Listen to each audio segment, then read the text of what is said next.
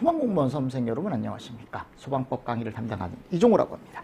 자, 저 이번 시간에 이제 공사업법 뒤쪽에 남아있는 내용 한번 더 보도록 하겠습니다. 자, 4절에 우리 도급이라는 내용이 나와요. 그죠? 21조의 공사의 도급이라고 해서. 자, 여러분들 이 도급이라는 게 뭐냐? 내가 다른 사람한테 일을 줬다라는 거야. 아셨죠? 그래서 이 도급은 일을 준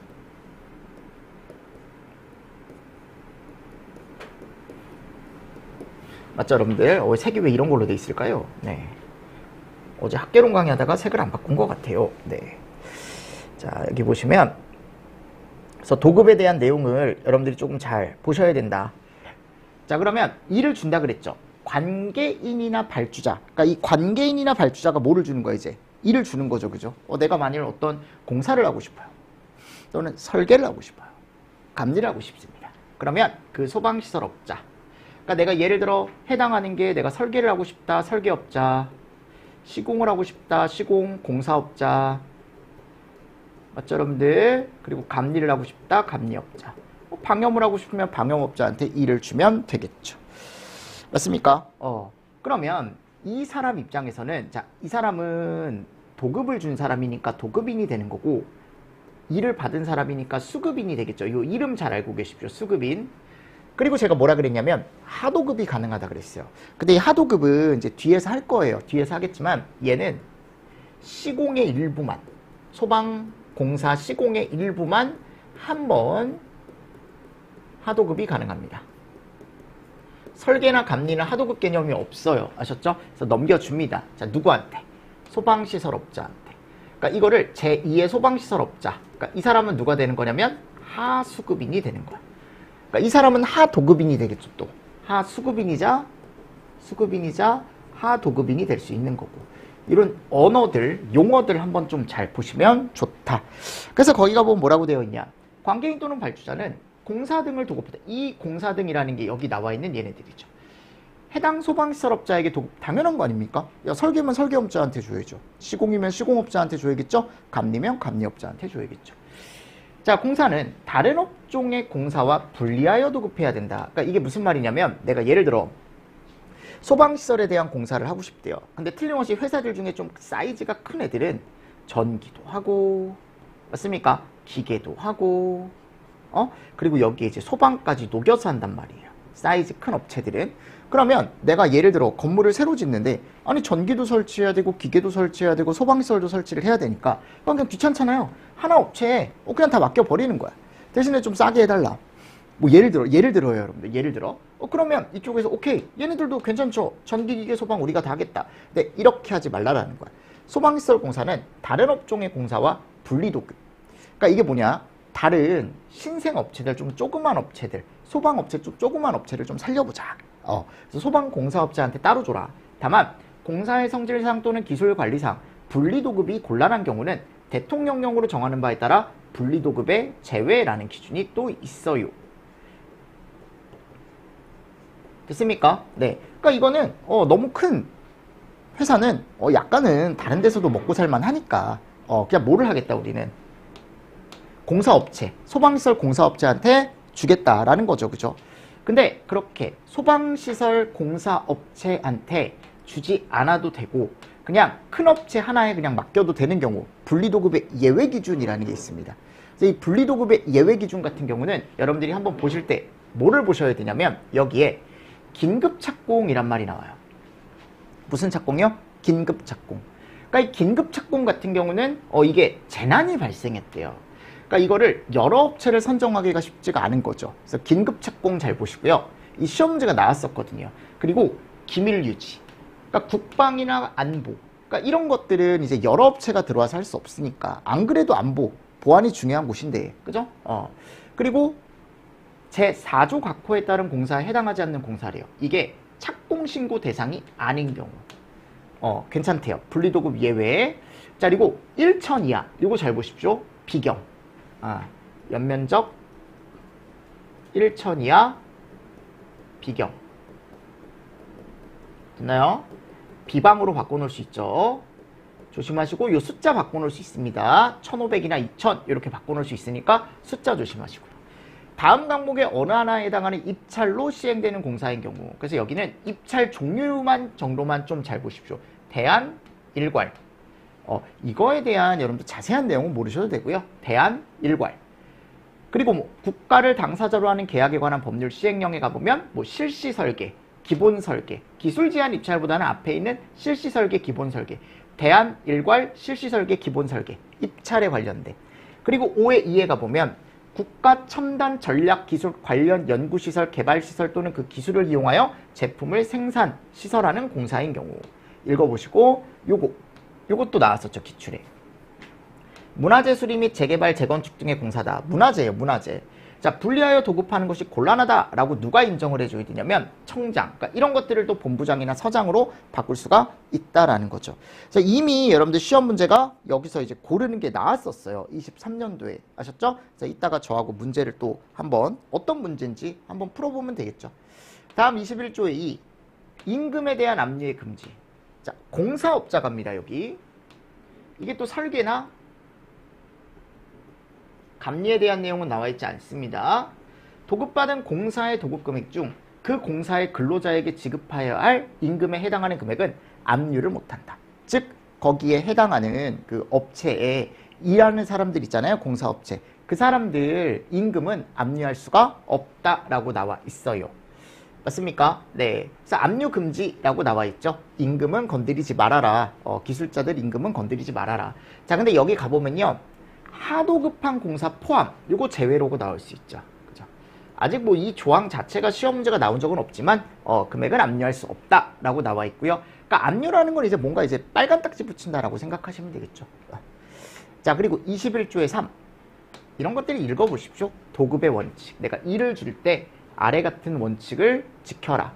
소방시설 공사 등의 도급 또는 하도급의 계약 당사자는 서로 대등한 입장에서 합의에 따라 공정하게 계약을 체결하고 신의에 따라 성실하게 계약을 이행해야 된다. 그러니까 서로 간의 합의도 필요하고 그리고 서로 간의 믿음도 필요하다라는 거죠. 이런 게 있습니다. 공사 등의 도급. 여러분들 공사 등이라는 건 제가 앞에서도 계속 얘기했습니다. 그냥 설계, 시공, 감리 이런 것들 얘기하는 거예요. 도급 또는 하도급의 계약 당사자는 그 계약을 체결할 때 도급 또는 하도급 금액, 공사기간 그 밖에 대통령령으로 정하는 사항을 계약서. 이 계약서가 진짜 중요한 거죠. 그죠? 계약서에 분명히 밝혀야 하고 서로 간에 서명 날인을 해서 서로 한 장씩. 여러분들 계약서 써보신 적 없죠? 이 계약서를 쓸 때 계약한 사람, 계약 당사자 한 부씩 이렇게 가져가게 되어 있습니다.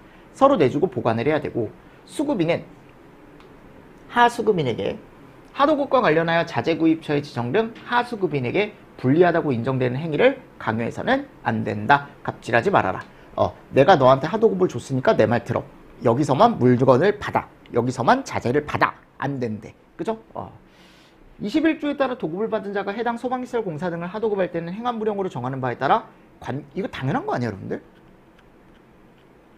아니, 이 사람이 하도급을 줄 거면 당연히 이 사람한테 알려줘야 되는 거 아니에요? 그죠? 뭐 그런 내용이 들어가 있습니다. 네, 한번 읽어보시고요. 하도급에 관하여 이 법에서 규정하는 것을 제외하고는 그 성질에 반하지 아니하는 범위에서 하도급 거래 공정화에 관한 법률에 해당 규정을 준용한다. 네, 읽어보시고요. 뭐 도급계약서의 내용, 그 밖에 대통령령으로 정하는 사항 해가지고 쭉 나와 있죠. 이건 너무 많아요. 네, 넘어가겠습니다. 자, 하도급의 통지. 네, 관계인 발주자에게 알려주래요. 하도급을 했으면. 그래서 하도급 계약서, 예정공정표, 뭐 하도급 내역서, 하수급인의 소방시설업 등록증 사본 한부 이런 것들을 주랍니다. 읽어보시고요. 공사대금의 지급 보증 등 네, 이런 것도 이제 보시면 읽어보시면 되겠죠.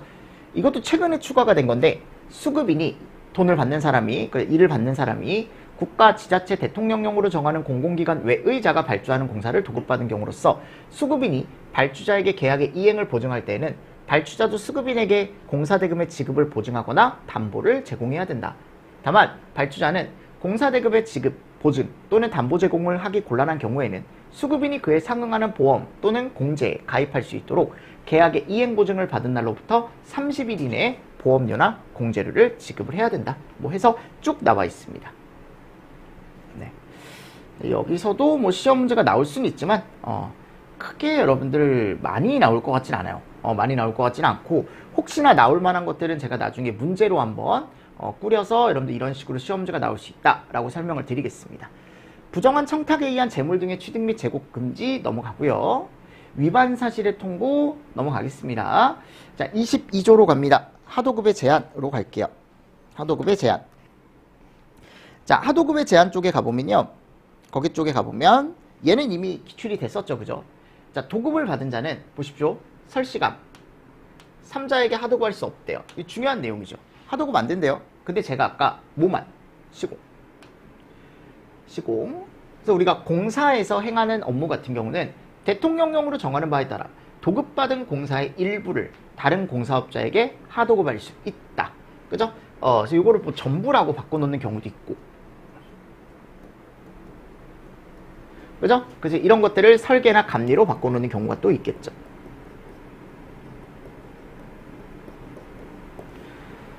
하수급인은 1항 단서에 따라 하도급받은 공사를 3자에게 다시 하도급할 수 없다. 즉, 한 번은 괜찮아요. 하도급을. 근데 또 이 사람이 또다시 하도급은 안 돼요. 이건 안 되는 거야. 한 번 하도급만 딱 가능한 거예요. 이 사람이 또 하도급을 준다? 안 된다고요. 됐죠? 그러면 소방시설 공사의 시공을 하도급할 수 있는 경우라고 나와 있죠. 자, 대통령령으로 정하는 경우래. 공사업과 다음 각 후에 어느 하나에 해당하는 사업을 함께하는 공사업자가 소방시설 공사와 해당 사업의 공사를 함께 도급받은 경우. 즉, 내가 어떤 A 업체인데 이 업체가 주택건설 사업도 하고 얘도 하는 업체인 거야. 또는 건설업도 하고 얘도 하는 업체인 거예요. 전기공사업도 하고 얘도 하는 업체고. 그러면 어떻게 하래요? 이 중에 일부 있죠. 일부. 그 일부가 뭐냐면 요거 얘기하는 겁니다. 얘를 줄 수 있다라는 거야. 이건 니네가 하고 A 업체가 하고. 무슨 말씀인지 아시겠습니까? 그래서 요거를 어떻게 할 수 있다? 하도급을 할 수 있다라고 나와 있는 거죠. 됐죠? 자, 도급받은 공사의 일부 위에 가보면 여기 나와 있죠? 4조 1호 강목 착공신고 대상이거든요. 어느 하나에 해당하는 소방시설 중 하나 이상의 소방설비를 설치하는 공사. 즉, 착공신고 대상에 해당하는 소방설비만 우리가 뭐를 받을 수 있다? 하도급을 받을 수 있다. 일부에 대한 하도급. 22조의 2. 하도급 계약의 적정성 심사. 뭐 여기도 많이 나오진 않지만 볼게. 발주자는 보십시오. 하수급인이 계약 내용을 수행하기에 현저하게 부적당하다고 인정되거나 하도급 계약 금액이 대통령령으로 정하는 비율에 금액에 미달하는 경우에 하수급인의 시공 및 수행 능력, 하도급 계약 내용의 적정성 등을 심사할 수 있다. 이 경우 국가나 지자체 또는 대통령령으로 정하는 공공기관이 발주자일 때에는 적정성 심사라는 걸 실시할 수 있대요. 발주자는 심사한 결과 하수급인의 시공 및 수행 능력, 하도급 계약 내용이 적정하지 않다.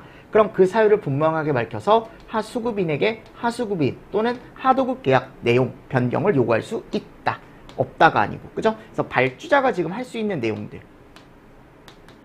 그러니까 발주자가 결국 이거 할 수 있다라는 거예요. 아, 내가 일을 줬는데 그 일 준 사람이 한 번 더 하도급을 준 거잖아요. 그럼 결국은 그 일은 발주자가 준 거거든요. 무슨 말씀인지 아시겠습니까? 그런 내용입니다. 그런 내용. 그래서 발주자가 이런 것들을 다 조정할 수 있다. 변경 요구해야 된다. 뭐 이런 내용도 들어가 있고요. 발주자는 수급인이 정당한 사유 없이 요구에 따르지 않는다. 요 요구에 따르지 않는다? 요 요구에 따르지 않는다. 변경 요구하고 변경 요구했는데 너네가 안 한다 라고 하면은 어떻게 하래요? 그냥 해지까지 가능하네요. 발주자는 하수급인의 시공 및 수행 능력, 하도급 계약 내용의 적정성 등을 심사하기 위해 하도급 계약 심사위원회를 둬야 된다. 근데 이 하도급 계약 심사위원회에 대한 내용, 또 위에서 나오는 적정성 심사 기준, 내용의 변경 요구 절차, 이런 것들은 다 대통령령. 다 뭐요? 대통령령. 그래서 하도급 계약의 적정성 심사 등 해가지고 쭉 나와 있죠. 자, 근데 이런 자세한 내용들은 여러분들 나중에 보셔도 되고요. 그나마 지금 처음에 보실 게 이런 거. 하도급 계약 심사위원회. 1명과 부위원장 1명을 포함해서 10명 이내의 위원으로 구성한다. 10명 이내의 위원으로 구성한다. 뭐 이런 것들 읽어보시고요. 밑에 가보면 뭐 위원장 누가 될 수 있는지 뭐 이런 내용들 들어가 있는데, 이거보다 아래 가보면 임기가 여기가 3년짜리가 거의 없거든요. 대부분 이제 2년짜리가 많은데 이런 것들 한번 체크해 보시고 한 차례 연임. 제적위원 과반수의 출석으로 열리고 출석위원 과반수의 찬성으로 의결한다 라고 나와 있습니다. 네, 이런 내용 같이 보시면서 넘어가 주시면 좋을 것 같고요. 하도금, 대금의 지급, 이것도 많이 나오지는 않습니다. 그러니까 이렇게 보시면 돼. 수급인은 발주자로부터 돈을 받잖아요. 그럼 지급받은 날로부터 15일 이내에 하수급인에게 15일 이내에 뭐 성급금을 지급을 해줘야 된대요. 그러니까 돈을 줘라라는 거예요, 여러분들. 돈을 줘라라는 거고. 한번 읽어보십시오. 15일 이내, 15일 이내. 그래서 지금 여기가 보면 보세요. 수급인은 발주자로부터 도급받은 공사 등에 대한 준공금을 받은 경우에 하도금, 대금의 전부를, 기성금을 받은 경우에는 하수급인이 시공하거나 수행한 부분에 상당한 금액을 15일 이내에 뭘로 주래요? 현금으로 주래요. 자, 이런 내용들 여러분들 근데 15일 정도만 그냥 살짝 보시면 되지 않을까 라고 저는 생각을 합니다. 그래서 여기가 보면 뭐 여러 가지 금액이 나와 있습니다. 뭐 준공금이라는 것도 나와 있고요. 그리고 뭐 기성금이라는 것도 나와 있다. 그래서 뭐 준공금이 잔금이래요. 잔금. 잔금이래요. 잔금. 잔금이고 기성금 같은 경우는 이제 지금 진행된 만큼만 받는 거죠.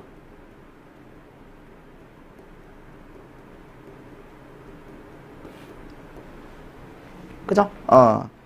그리고 다음에 가보면 이제 성급금을 받는다라고 했는데 요건 이제 계약금 미리 받는 거 됐죠?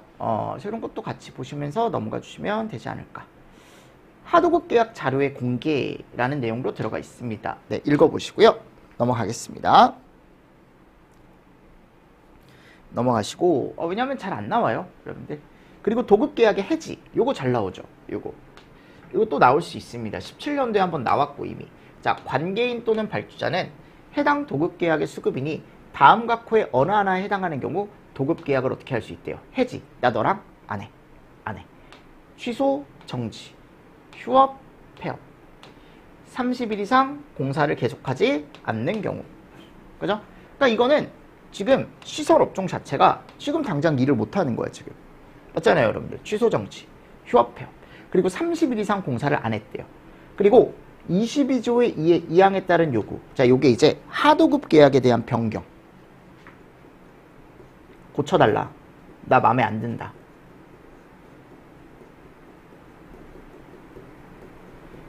요거를 사유 없이 안 따랐대요. 그쵸?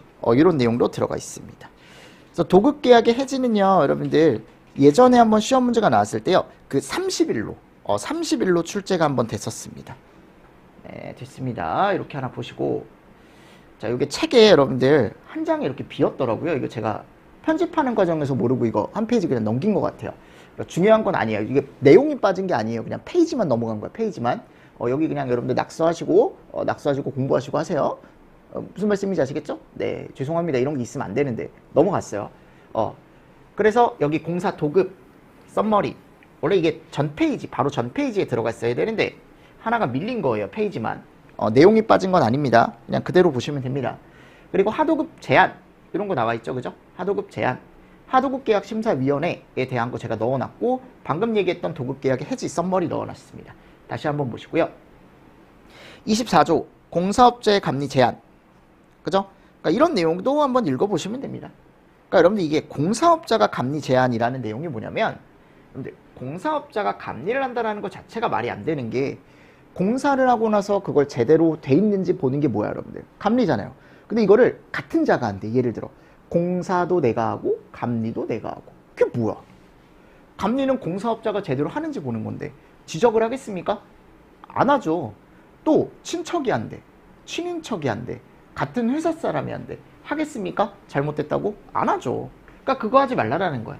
그래서 공사업자와 감리업자가 같은 자인 경우, 또는 기업 집단인 경우 법인과 그 법인의 임직원, 그죠? 공사업자와 감리업자가 친족 관계인 경우 뭐 이런 식으로 나와 있죠, 그죠? 그러니까 이런 것들은 한번 읽어보십시오. 이런 거 읽어보시고, 여기는 공사업자, 감리업자 절대 같은 사람이면 안 되고, 같은 기업이면 안 되고, 법인과 그 법인의 임직원 관계인 경우 안 되고, 공사업자와 감리업자가 또 뭐인 경우 친족인 경우 안 되고, 뭐 이런 내용들 들어가 있죠. 읽어보십시오. 소방기술 용역의 대가기준 읽어보시고요. 시공능력 평가 및 공시, 자, 요거는 청장이 할 수 있대요. 그러니까 시공능력이니까 결국은 누구의 능력이에요? 공사업체. 그러니까 공사업체는 이걸 받을 수 있대요. 그래서 소방청장은 공사업자의 공사 실적, 자본금 이런 것들을 다 평가를 해서, 그죠? 공시를 한대. 그냥 이게 보라고, 사람들 보라고 이렇게 공시를 해놓는데, 시공능력 평가를 받으려는 공사업자는 전년도 공사 실적, 자본금, 그 밖에 행안 부령으로 정하는 사항을 청장에게 제출한다. 그러니까 여기서 보실 때 이런 것들 가지고 따진대요. 맞습니까? 이런 거 동그라미 치시고, 그리고 청장, 이것도 본부장으로 바꿔놓을 수 있겠죠. 서장으로 바꿔놓을 수 있겠죠. 또는 시도지사로 바꿀 수 있겠죠. 그래서 청장이 하는 거야, 청장이. 자, 그래서 공사업자는 이런 것들, 실적이나 자본금, 그리고 행안부령으로 정하는 사항을 청장에게 제출하여야 한다. 제가 봤을 때 처음 보실 때는요, 여러분들 뭐 나머지 보지 마시고 여기 쭉 가보면 식 하나 나와요. 뒤로 쭉 가보세요. 시공능력 평가의 방법 해가지고 여기 시공능력 평가액은 이렇게 산정을 하더라. 그 업체의 실적 동그라미, 자본금 동그라미, 기술력 동그라미, 경력 동그라미, 신인도 동그라미. 이 식정도 보시죠. 식정도. 근데 여기 가보면 식에 플러스 돼 있는 게 있고 마이너스, 신인도라는 걸 더할 때가 있고 마이너스 할 때가 있대요. 그러니까 더하는 건 너네가 잘했다, 잘했다, 플러스 잘못했다, 마이너스. 그래서 밑에 가보면요, 이게 나와요. 가점 요소와 뭐가 나와요? 감점 요소. 자, 요게 뒤로 갔을 때 잘 따라오십시오. 페이지 몇 페이지에 있냐면요, 66페이지 가보시면 있어요. 그래서 가점 요소와 뭐가 있다? 감점 요소가 있다. 이런 내용들 같이 보시고. 자, 26조 2 설계 감리업자의 선정. 네, 읽어보십시오. 넘어가겠습니다. 자, 소방산업 종합정보시스템의 구축, 누가 시스템 구축한대요? 청장이 한답니다. 청장. 이런 것들 좀 잘 보시면서 넘어가 주시면 되겠죠. 됐습니다. 그리고 청장은 이런 관리를 위해 소방시설업자, 발주자, 관련 기관 및 단체 등에게 필요한 뭐를 요청할 수 있대요? 자료의 제출을 요청할 수 있다 라고 나와 있습니다. 됐습니까? 네, 이 정도 잘 보시면서 넘어가 주시고요. 자, 다음. 네, 쭉 보시고 다음에 가보면 이제 기출문제 나와 있죠? 자, 요거 한번 풀어보겠습니다. 우리 같이. 문제가 좀 많습니다. 여기가. 공사업법상 보십시오. 같은 법 시행령상 시설 설계에 관한 내용으로 옳지 않은 것을 그랬어요. 1번. 소방시설 설계업을 등록한 자는 이 법이나 이 법에 따른 명령과 화재 안전 기준에 맞게 소방시설을 설계하여야 한다. 그러니까 결국은 법, 기준, 명령, 기준 맞게 소방시설을 설계를 해야 되고, 두 번째 보십시오. 지방소방기술심의위원회 심의를 거쳐 특수한 특정 소방 대상물로 인정된 경우에는, 자, 요게 지방이 아니라 그랬죠. 어디예요? 중앙. 요거 명확하게 나와 있습니다. 중앙이라고. 자, 그리고 기술사 2명을 전문 설계업으로 등록한 자는 성능위주 설계를 할 수 있죠. 맞죠, 여러분들? 일반 소방시설 설계업을 등록한 자는 제조소 등에 설치되는 기계 분야 소방시설을 설계할 수 있다. 그러니까 지금 우리가 이제 보통 얘기했을 때 기계 분야에 갔을 때요, 그죠? 제조소 등 들어가 있었죠. 기계 분야 소방시설. 그럼 잘못된 건 몇 번? 2번. 이런 식으로 이제 시험 문제가 나왔었던 거고. 다음, 소방시설 공사업법 및 같은 법 시행령상 소방공사업자는 소방기술자를 공사 현장에 배치하는 것이 원칙이다. 근데 발주자가 서면으로 승낙을 하는 경우에 잠깐 배치를 뺄 수 있다 그랬죠. 그래서 그런 경우 예외사항이 있었다. 그래서 기본적으로 가장 중요한 게 요거. 이 사람이 공사 중단을 요청하는 경우. 일을 준 사람이 뭔가 사정이 생겨서 잠깐 멈추자 라고 하면 공사를 잠깐 멈춰야 되는데, 그 공사를 멈춘 기간에 굳이 기술자를 둘 필요가 없겠죠. 그쵸? 그래서 발주자가 공사 중단을 요청하는 경우, 감리원은 이런 거 못해요. 감리원이 공사 중단을 요청하는 경우 없고요. 민원 또는 계절 있다 그랬죠. 예산 부족, 발주자 책임 있는 사유, 천재지변, 불가, 학력 등으로 공사가 일정 기간 동안 중단된 경우. 잘못된 거 몇 번이다? 2번이다. 다음, 공사업법 시행령상 소방기술자의 배치 기준을 설명한 것으로 옳지 않은 것을. 연면적 20만 이상인 특정 소방대상물의 공사 현장에는 행안부령으로 정하는 특급기술자를 배치해야죠. 20만 이상일 때요. 지하층을 포함한 층수가 16층에서 40층. 자, 요건 뭐예요? 고급이죠. 3번, 연면적 5천 이상, 그죠? 3만 미만인 특정 소방대상물의 공사 현장에는 중급기술자, 소방기술자를 배치하여야 한다. 그래서 제가 특급 있고, 중급 있고, 고급 있고, 초급 있고 각각 알고 계셔야죠. 요 물분모 등과 재현, 여러분들 호스릴 방식 제외, 이게 초급이었습니까? 아니죠. 요게 어디예요? 맞나요? 네, 그러니까 이런 것들을 여러분들이 앞에 있는 것들을 충분하게 학습을 하시고 뒤쪽으로 넘어오셔서 꼭 보실 수 있어야 됩니다. 다음, 공사화법 시행령상 공사의 착공신고 대상으로 옳지 않은 거 보십시오. 창고시설, 공동주택, 업무시설 앞에 뭐가 나와 있어요? 특정 소방 대상물의 종류가 나와 있죠. 딱 봐도 제조소는 제조소 등이죠. 제가 착공신고 아예 안 들어간다 그랬죠? 맞습니까? 이것만 봐도 바로 나오는 거야. 바로 나오는 거예요. 그래서 이런 것들은 여러분들이 좀 정리를 하실 때 잘 정리를 해두시면 좋겠죠. 그래서 제가 뭐라 그랬어요? 착공신고 대상은 무조건 암기라고 제가 틀림없이 말씀드렸습니다. 왜냐하면 착공신고 대상은 충분히 시험 문제가 나오고, 그죠? 그래서 제조소 등 제외된다라는 걸 깔고 간다라는 거 하나 잘 보시면 되겠죠. 그리고 여기 특이하게 호스릴 이런 거 다 포함이라 그랬어요. 자, 다음 착공신고 대상으로 옳지 않은 것은 그랬습니다. 비경을 신설한다. 자, 이게 여러분들 확실하게 암기를 해주셔야 돼. 비경신설, 자속신설, 송수구역 증설, 자탐, 경계구역 증설 나와 있는데 신설에 가보면요. 속보가 들어갑니까? 안 들어가죠. 그래서 이런 거 들어간다 그랬잖아. 네, 외, 등, 제, 송, 살, 방, 용. 맞죠, 여러분들? 그리고 탐, 경, 방, 콤, 무. 이런 것들에 대한 뭐요? 신설이요. 됐죠? 네. 그래서 속보 설비는 아예 없다. 아예. 됐죠, 여러분들? 그리고 증설에 가보면 얘네들 다 들어갑니다. 증설에 가보면 다 들어갑니다. 됐죠? 그래서 하나 더 보시고, 증설에 갔을 때 빠지는 게 이런 게 빠진다 그랬죠. 조스 빠지고, 신설에서 조스 빠지고, 적어 드릴게요. 비방 빠지고, 용수 빠지고, 비경 빠지고, 무통 빠지고, 이런 애들이 빠지면 나머지가 다 증설이에요.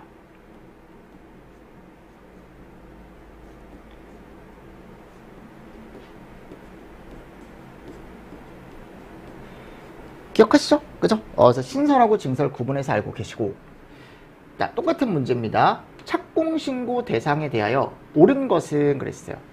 그럼 비경 증설, 그러니까 지금 방금 했죠? 증설 없다고 유도등 자체가 없고요. 자탐, 구역 증설. 이건 왜 틀린 거예요, 여러분들? 제가 타용도에서 공사하는 경우는 다 제외라 그랬죠. 오케이. 다음입니다. 공사업법에 규정한 내용으로 옳지 않은 것은 1번, 특정 소방 대상물의 관계인 또는 발주자는 도급할 때 해당 소방, 당연한 거죠. 본문서는 완공검사나 부분완공검사를 했을 때 완공검사 증명서나 부분완공검사 증명서를 발급해야 되고 3번, 자, 요게 제가 꼭 알고 계시라고 했던 게 며칠이에요? 이게 3일이죠. 하자보수 계획을 통보하거나 또는 하자보수를 해줘야 되는 게. 소방시설업을 등록한 후 정당한 사유 없이 1년에 지날 때까지 영업을 시작하지 아니하거나 계속하여 1년 이상 휴업함으로써 그 이용자에게 불편을 줄 때는 영업정지 처분을 가름해서 얼마요? 3,000만 원.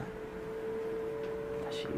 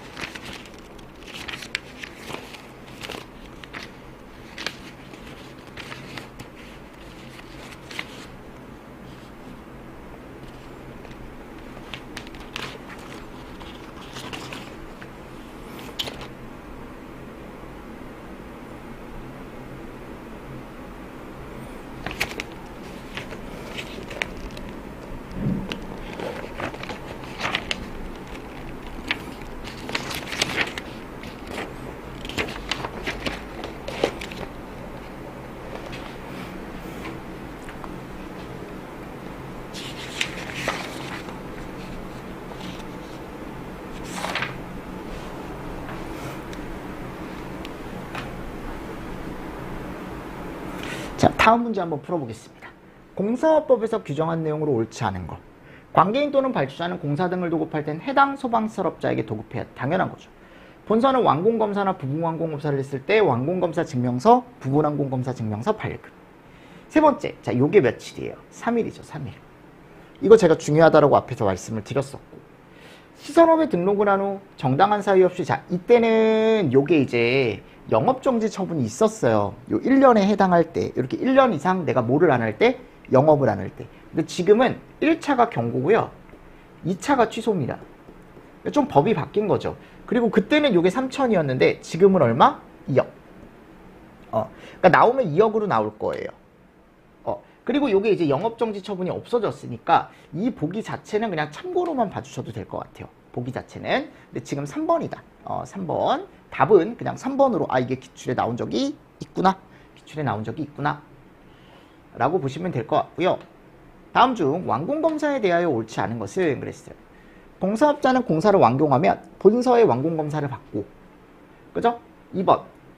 전체 시설이 준공되기 전에 부분적으로 사용하고 싶대요. 그럼 제가 일부분에 대해서 본서에게 없다가 아니고 있다. 기억하시죠? 자, 본서는 완공검사나 부분완공검사를 했을 때 완공검사 증명서나 부분완공검사 증명서 발급해야죠. 규정에 따른 완공검사 및 부분완공검사의 신청과 검사증명서의 발급, 이런 서류에 관련된 거 행안부령으로 정한다.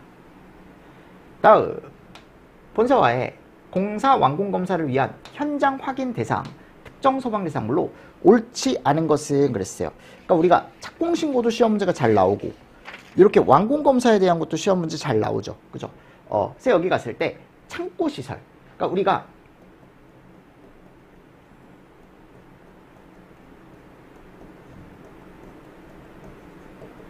대표적으로 이런 애들이 있다 그랬죠.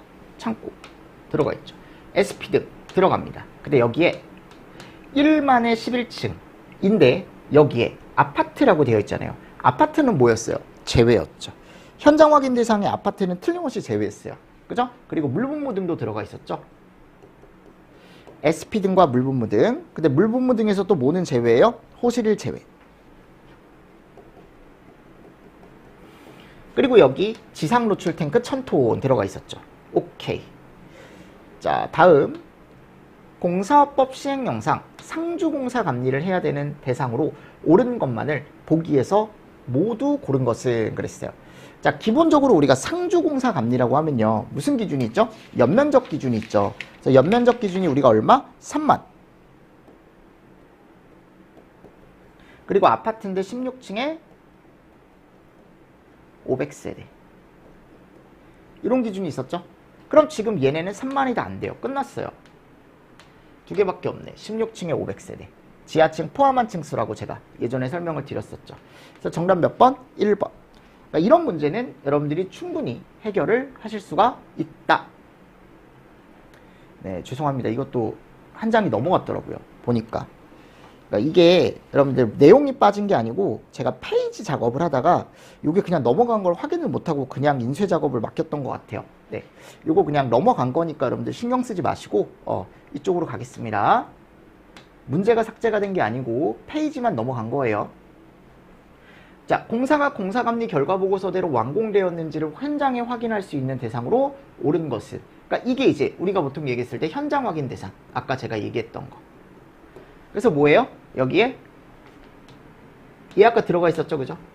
호실을 제외, 아파트 제외, 지하 매립 제외, 이런 것들 하실 수 있겠습니까? 네, 이렇게 해서 답만 여러분들이 잘 체크를 해주실 수 있으면 되겠죠. 자, 다음 볼까요? 이제 완공검사를 위한 현장 확인, 똑같은 문제죠. SP 등, 그죠? 다중이용업소, 그리고 이거 지하 상가만 제가 들어간다라고 말씀드렸어요. 지하가 들어가면 틀린 거예요. 물분무 등 호실을 제외 들어가 있고 5천에 10층. 그러니까 지금 이게 얼마여야 돼? 지금 1만에 층수도 몇 층? 11층. 네, 아파트 제외 제대로 들어가 있죠. 제대로 안 들어가 있죠, 그죠? 요게 4번이 정답인 거고, 공사감리업자 업무 범위로 옳지 않은 것은 그랬어요. 그러니까 여기 쭉 봤을 때 완공례, 소방시설 등의 성능시험, 설치계획, 적법성 검토, 변경사항의 적합성 검토 설계업자가 작성한 시공상세도면. 여러분들 이 시공상세도면은 설계업자가 작성하는 게 아니고 누구? 공사업자. 예전에 제가 포인트로 잘 보시라고 말씀을 드렸죠. 이 똑같은 내용입니다. 다음 감리업자 업무로 옳지 않은 것은 설치계획표의 적법성 검토, 설계도서의 적합성, 유지관리는 관리업자들이 또는 안전관리자 또는 이제 관리업자들 또는 관계인 이런 사람들의 업무죠. 자, 하자보수에 관한 설명이다. 가로 안에 들어갈 내용으로 옳은 거. 자, 누구누구는 정해진 기간 안에 하자가 발생했을 때 공사업자에게 그 사실을 알려야 된다. 그럼 이게 누구예요, 여러분들? 일 맡긴 사람, 관계인은. 그죠? 그러면 통보를 받은 공사업자는 며칠 이내, 아까 이거 보기로 나왔었죠. 3일 이내 하자를 보수하거나 보수 일정을 기록한 하자보수 계획을 누구한테 다시 줘야 돼요? 관계인에게 줘야죠. 맞죠, 여러분들? 그래서 이거를 구두로 알리는 건 우리는 없다 그랬어요. 무조건 뭐요? 서면. 다음, 하자보수 보증기간이 다른 것은 자, 비상조명 등 2년, 비방 2년, 비콘 3년, 예혼자 3년이죠. 2년. 됐습니까? 이렇게 이제 연수로 이렇게 이제 여러분들이 크게 한번 보시면 되고요. 하자보수 대상과 하자보수 보증기간의 연결이 옳은 것은 비경 2년, 3년, 2년, 그죠? 2년, 3년, 2년, 3년. 됐습니까? 네. 전기설비는 보통 2년이고 전기설비 아닌 건 3년이다. 다음 중 공사업법에서 상주감리 대상으로 옳은 것은 그랬어요. 자, 이거 연면적 얼마요? 3만. 다음, 상주감리 대상을 설명한 것이다. 가로 안에 들어갈 내용으로 옳은 것은 자, 연면적이 얼마? 3만. 지하층 포함한 층수가 16층에 500세대. 기억하시죠? 네, 이거 워낙 많이 나왔습니다. 상주공사는 2번. 자, 공사감리자 지정대상 특정 소방대상물이 아닌 것은 그럼 우리가 쭉 봤을 때 제가 캐비닛형이나 여기는 호스릴이 포함이 안 된다 그랬죠. 그래서 3번이 정답이죠. 3번. 우리가 신계증 해서 정리했던 거 있잖아요. 네. 자, 다음 공사업법 시행령 별표 4 감리원 배치 기준 및 배치 기간에 따라 복합건축물인데 지하 5층에 지금 지상 35층 규모네요. 그럼 요거는 지하층 포함한 층수가 몇 층 이상이에요? 30층 이상이죠. 그때 책임감리원은 그랬어요. 그럼 누구여야 돼요, 여러분들? 특급감리원 중에 기술사. 제일 최상위에 있는 거였죠, 요게. 그리고 연면적 20만 이상 있었고. 그죠? 정답 몇 번? 그래서 1번. 이렇게 가져가시는 거죠. 됐습니다. 자, 그리고 나서 이제 다음 문제. 감리원 배치 기준 중 고급 감리를 배치해야 되는 대상으로 옳은 것은 연면적 3만에 20만. 그죠? 아파트 제외. 자, 요거는 우리가 기본적으로 특급이었죠. 특급. 지하층을 포함한 층수가 16층, 이게 두 개가 똑같은 거였죠. 어디였어요? 특급이요. 다음, 물분무 등 또는 호스릴. 호스릴은 제외였죠. 호스릴은 제외. 그죠? 그래서 고급감리원을 배치하는 대상으로 옳은 건 몇 번밖에 없다? 요거밖에 없다. 요거밖에 없다. 됐나요? 그러니까 이게 고급에 갔을 때 기준이 요게 딱 들어가 있어요. 근데 호스릴은 제외라고. 그래서 정답 4번 이렇게 가져가시면 된다. 자, 다음 보겠습니다. 공사업법상 그죠? 시행령 시행규칙상 공사감리에 관한 내용으로 옳은 것은 그랬어요. 자, 1번 보십시오. 감리업자가 감리원을 배치했을 땐 본서에게 동의가 아니고 통보죠.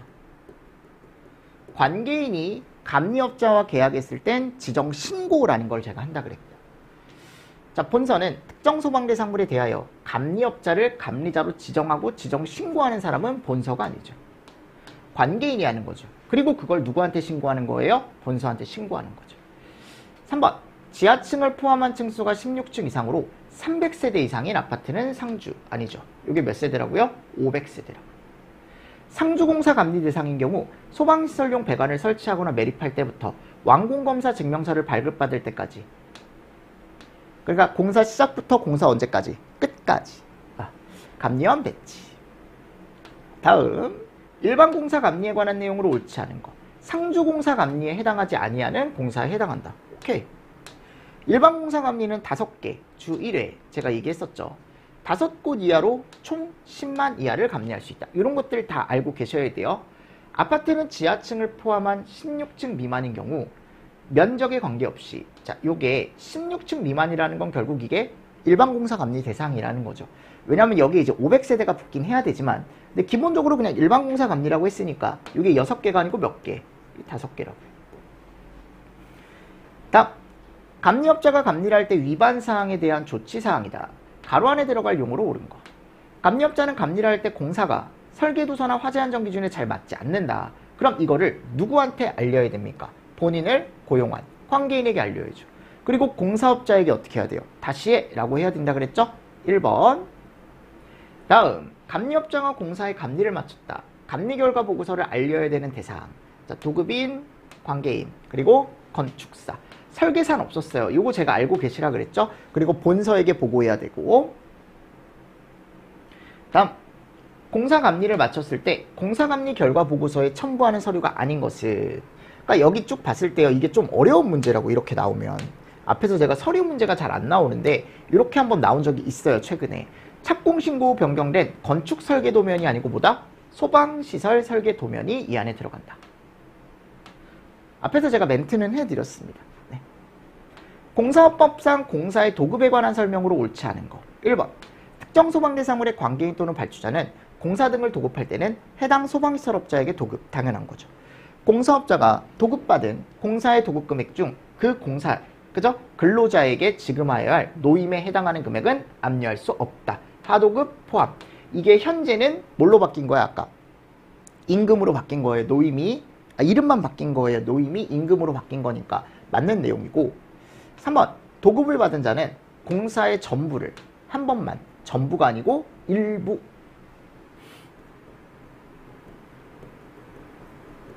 됐습니까? 자, 공사업법 시행령상 공사 분리도급 예외 기준에 해당하는 것만을 보기에서 모두 고른 것은, 자, 긴급착공 들어간다 그랬죠. 기밀유지 들어간다 그랬죠. 연면적 3천이 아니고 이게 아까 얼마였어요? 1천. 비경은 제대로 들어가 있네. 잘못된 거고. 그죠? 그리고 리을법, 요게 대안입찰과 한 글자씩 바꿔놨어요. 일괄입찰. 이런 식으로 시험 문제가 나왔었으니까 한 번씩 더 보시고요. 미음, 요건 맞아요. 실시설계, 기본설계 맞고, 여기 갔을 때 문화재는 맞는데 청장이라 그랬죠. 청장. 그럼 맞는 건 기억, 니은, 그죠? 그리고 미음. 정답 2번. 다음입니다. 정당한 사유 없이 며칠 이상 공사를 계속하지 않는 경우에 너하고 안 해 라고 해제할 수 있다 그랬죠. 요거 30일. 다음, 시선업 시공능력평가 공시자는 요거 누구라 그랬어요? 청장이죠. 청장. 이거 절대 이런 거 찍으면 안 돼요. 공사업법 시행령상 하자보수 대상 소방시설과 하자보수 보증기관으로 옳지 않은 것은 피난기구, 유도등, 유도표지 제대로 들어가 있습니다. 비경, 비조, 비방, 무통, 옥내, SP, 간이 SP, 자탐 3년. 그러니까 이거는 여러분들 딱 봐도 4년짜리가 어딨니? 그지? 이게 몇 년이에요? 3년이죠. 그죠? 그러니까 여기가 문제가 좀 많고요. 여러분들 이 챕터를 정말 잘 파셔야 돼요. 공사업법은. 아셨습니까? 네. 일단은 여러분들 따라오세요. 1회독 하는 것처럼 그냥 쭉 따라오시고 제가 나중에 2회독 할 때 한 번 더 정리를 해드릴 테니까 지금은 앞에 있는 거 한번 읽어보시고 암기할 거 암기하시고 문제 풀어보시고 이렇게 해서 그냥 진도 따라 쭉 오십시오. 아셨죠? 네. 그렇게 해서 보시고요. 자, 조금 쉬었다가 저희 다음 챕터 4 소방기술자 챕터로 한번 들어가 보도록 하겠습니다. 여기는 뭐 챕터 자체가 많이 나오진 않는데 최근에 좀 나온 게 있어요. 그래서 그거 중심으로 해서 제가 또 어떻게 준비를 해가야 될지 설명을 또 한번 드려보도록 하겠습니다. 아셨습니까? 네, 이번 시간도 여러분들 수고 많으셨습니다. 수고하셨습니다.